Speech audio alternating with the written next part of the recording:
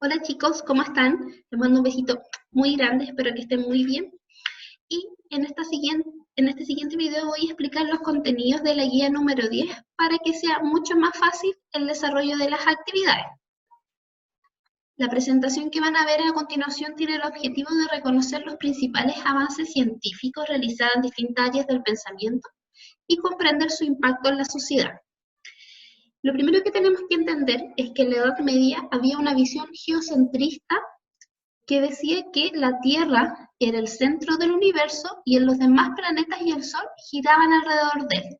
Esto en conjunto con una visión teocéntrica que era Dios el centro del universo. ¿Por qué era importante esto? Porque legitimaba el poder de la Iglesia y la percepción de inmovilidad y el orden natural de las cosas. Con la llegada del humanismo y ya a partir del siglo XVI, la ciencia empezó a adquirir un desarrollo muy importante en la cultura de Occidente, lo que permitió una nueva mirada y una nueva visión respecto a el cosmos, a la Tierra y al Sol.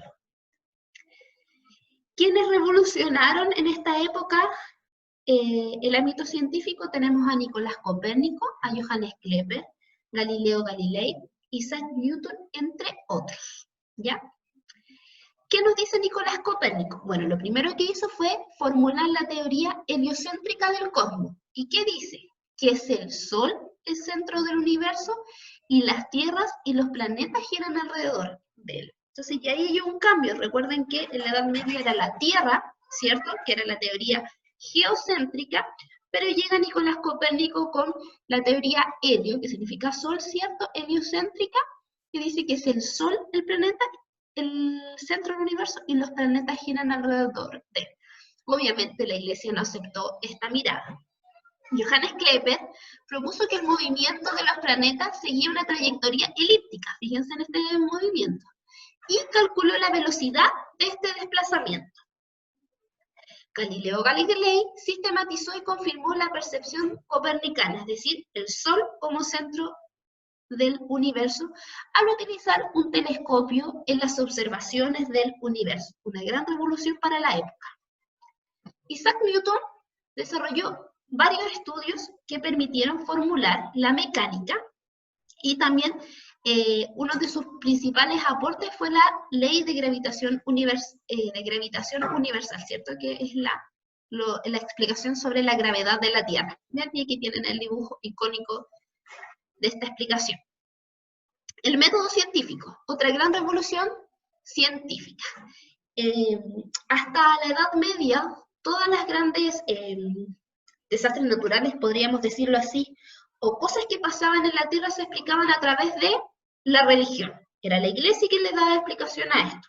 Recuerden que era una visión teocéntrica, Dios como centro del universo. Entonces, ¿qué pasó con la investigación del método científico? Fue un gran aporte a la ciencia. Basado en la capacidad del ser humano de conocer la naturaleza, y aquí viene el punto importante, a partir de la experiencia, la observación y el razonamiento, de manera que las hipótesis podrían ser formuladas por investigación que tenían una verificación científica. Entonces ya no era la Iglesia quien nos explicaba, o la religión, o Dios, qué estaba pasando en el mundo, sino que eran los científicos a través de la experiencia y la observación que podían establecer hipótesis y después comprobarlas.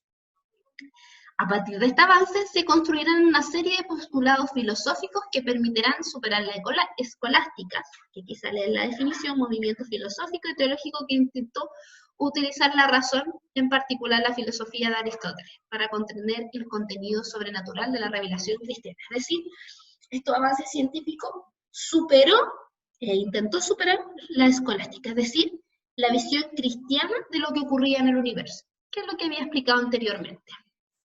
Se dieron dos movimientos, el racionalismo y el empirismo. Racionalismo desarrollado por René Descartes, que plantearía que todo conocimiento nace a partir de una duda metódica, es decir, todo lo que nosotros queremos comprobar va a nacer a través de una duda. Y el empirismo, gracias a John Locke, que postulaba que como origen de todo está el ser humano.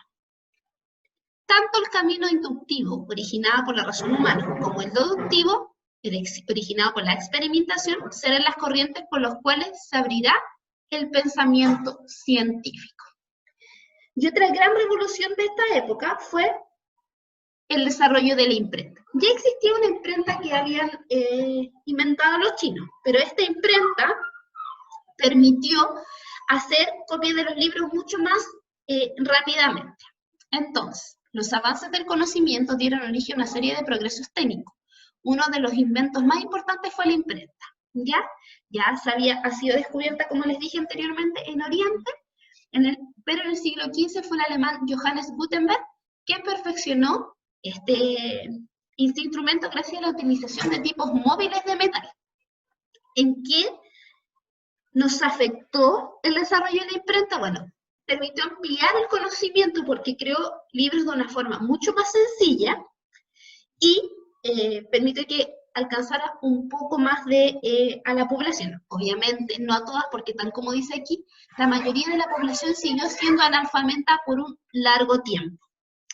El acceso a libros será un lento proceso que le llegará por lo menos hasta mediados del siglo XIX, es decir, se desarrolla la imprenta, hay un mayor alcance de conocimiento, pero aún el analfabetismo sigue siendo mayoritario.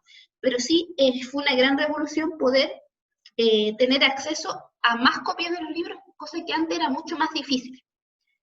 Entonces, chicos, estos dos aspectos son los más importantes.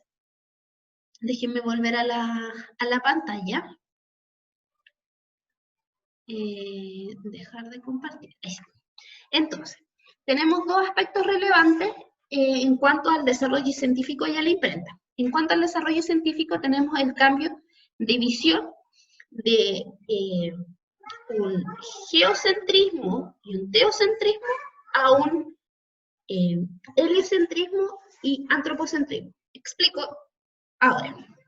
Geocentrismo en la Edad Media decía que la Tierra, ¿cierto?, era el centro del universo y los planetas giraban alrededor de él, acompañado de una visión teocéntrica como Dios del centro del universo. Así era mucho más fácil explicar todo lo que pasaba en el universo y también tener control de la población. Con la llegada de la revolución científica y el humanismo, etcétera, y estos científicos que aportaron a estas nuevas visiones, se cambia esta mirada a una mirada heliocéntrica, que fue lo que postuló Nicolás Copérnico como el Sol como centro del universo, y además se cambia a Dios como centro del universo con la revolución científica a través de que es ahora el hombre el centro del universo.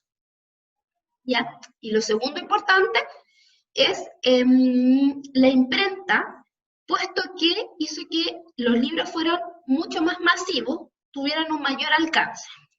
¿Cuál es el pero de esto? Y tal como lo dijimos al principio del video, es que la población siguió siendo analfabeta, por lo tanto, por mucho que yo tuviera acceso a los libros, no sabía lo que decían ahí. Pero, aún así es una gran revolución. Ya, cualquier duda, cualquier consulta, me escriben. Un besito grande, que estén muy bien. Chao.